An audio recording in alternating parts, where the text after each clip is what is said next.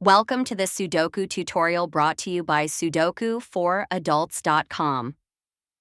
Today we'll learn how to use the last free cell technique. But before we start, let's remind ourselves of the core rule of Sudoku. There must always be numbers 1 to 9 in each row, column, and box, without any duplicates.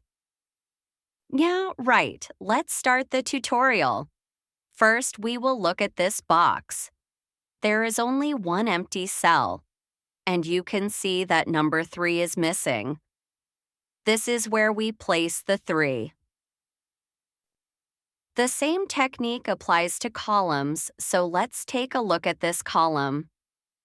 You can see there is one empty cell, and the number 5 is missing. This is where we place the 5. This technique also applies to rows, so let's take a look. You can see there is one empty cell, and the number 7 is missing. This is where we place the 7. That's the end of this tutorial. We hope you found this informative, and we would appreciate a like and follow. Take care and keep enjoying Sudoku.